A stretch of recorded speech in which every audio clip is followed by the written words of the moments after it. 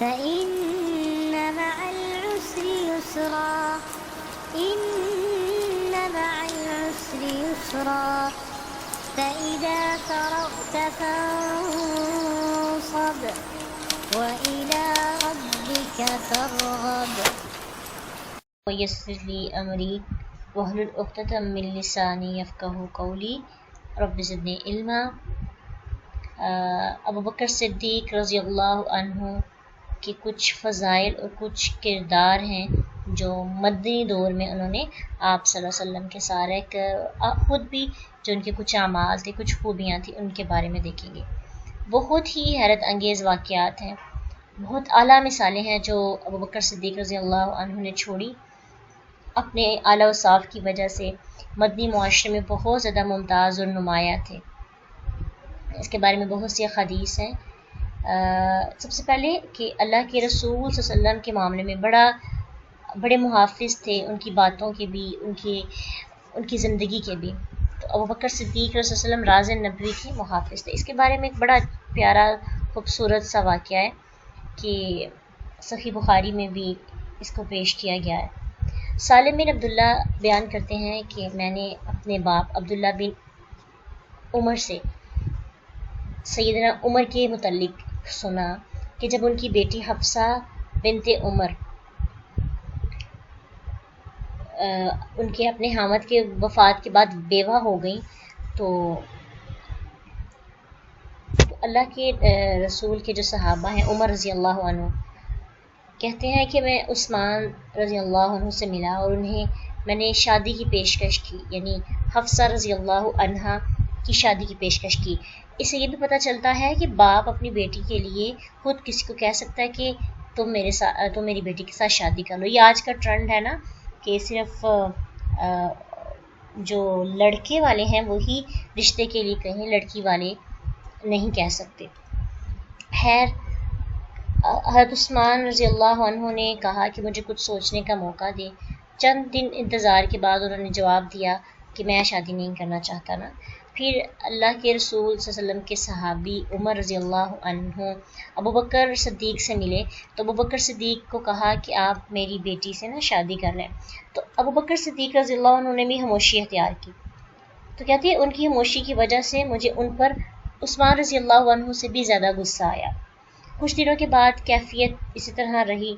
پھر اللہ کے نبی صلی اللہ علیہ وسلم نے حضرت حفصہ رضی اللہ عنہ کے لیے شادی کا پیغام بھیج دیا اور پھر آپ صلی اللہ علیہ وسلم کے ساتھ ان کا نکاح ہو گیا۔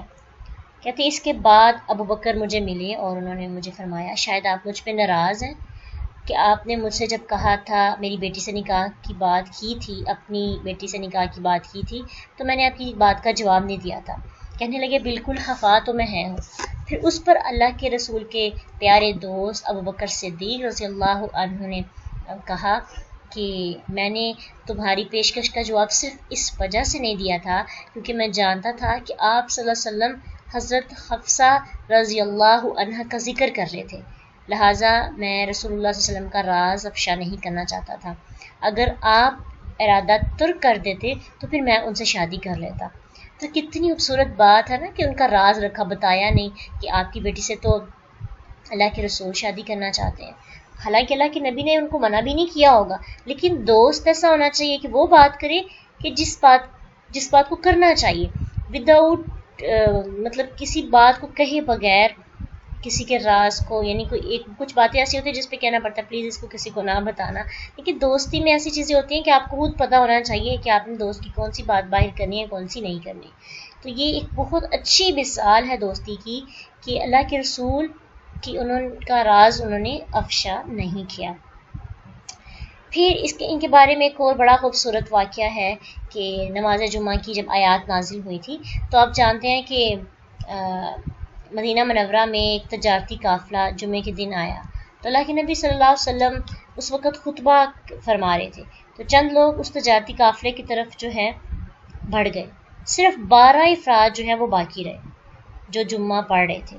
تو اس موقع پر یہ پھر آیت نازل ہوئی وَإِذَا رَأَوْا تِجَارَةً أَوْ لَهْوًا انفضوا إِلَيْهَا وَتَرَكُوكَ قَائِمًا، جب انہوں نے کوئی تجارت دیکھی یا تماشا تو اٹھ کر اس کی طرف چل گئے اور انہوں نے تجھے کھڑا چھوڑ دیا۔ اس وقت جو 12 آدمی موجود تھے ان میں سے جو ابو بکر اور عمر رضی اللہ عنہم تھے، 10 کوئی اور تھے، باقی ان میں سے جو 2 تھے وہ یہ لوگ تھے. تو 12 میں سے 2 کا ہونا ایک بہت اعلیٰ مثال ہے کہ اس وقت ان کو یعنی سے پتہ چلتا ہے کہ ان کو تجارت سے کوئی غرض نہیں تھی، اللہ کے رسول کی بات کو زیادہ امپورٹنس دیتے تھے. احترام کرنے میں اللہ کے نبی کا بہت زیادہ آگے تھے، اللہ کے رسول کا بہت زیادہ احترام کیا کرتے تھے. دوست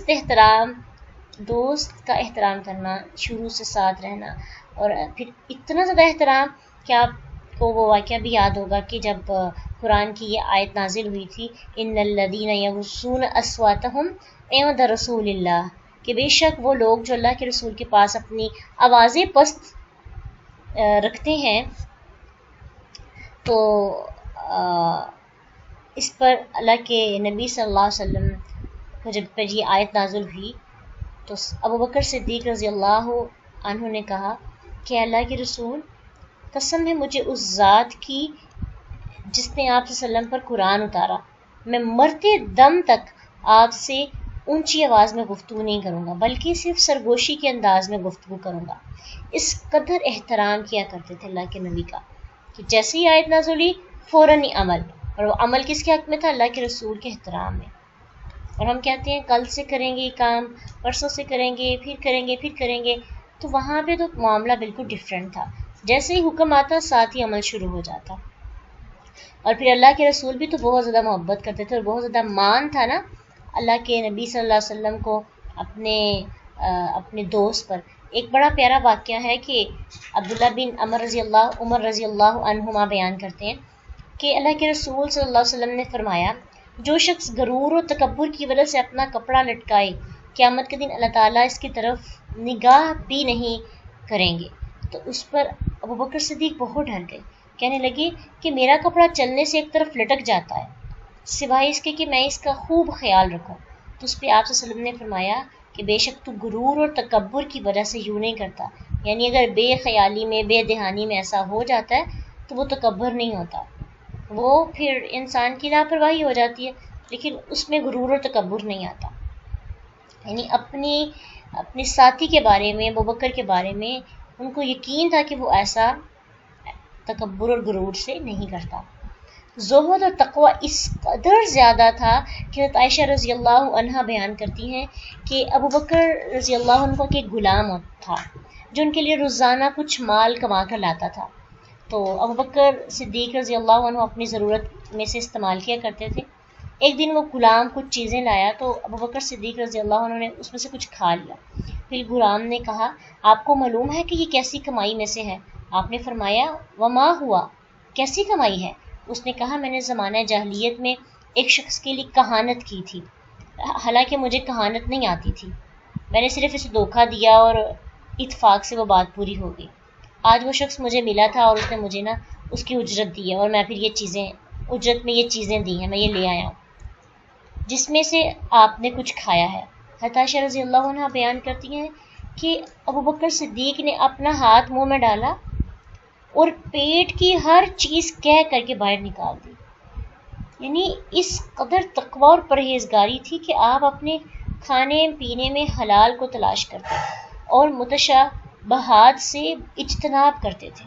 یہ تقوی کے انتہائی مقام پر جو بندہ فائز ہوتا ہے نا، یہ وہی کر سکتا ہے. کہ ہم کہتے ہیں چلو ٹھیک ہے میں نے غلطی سے کھا لی ہے تو اب مجھے کیا پتہ تھا، تو وہ میرے پیٹ میں چلے گئی، لیکن ان کا تقوی ہی بہت اعلیٰ تھا. ہم ان کے پاؤں کی خاک کے برابر بھی نہیں ہیں. ان کے جیسے ہی پتہ چلا کہ جو میرے منہ میں نوالا گیا یہ حرام کا ہے تو اپنے پیٹ کے اندر، منہ کے اندر ہاتھ ڈالا اور پھر وامٹنگ کے ذریعے ہر چیز باہر نکال دی. سبحان اللہ. اللہ سبحانہ تعالیٰ ایسا ایمان، ایسا تقوی، ایسا خوف، ایسی خشیت اللہ ہمیں بھی عطا کرے. وآخر دعوانا ان الحمد للہ رب العالمین. سبحانک اللہم وبحمدک، اشہد ان لا الہ الا انت، نستغفرک ونتوب الیک. السلام علیکم ورحمۃ اللہ وبرکاتہ. فإن مع العسر يسرا، إن مع العسر يسرا، فإذا فرغت فانصب وإلى ربك ترغب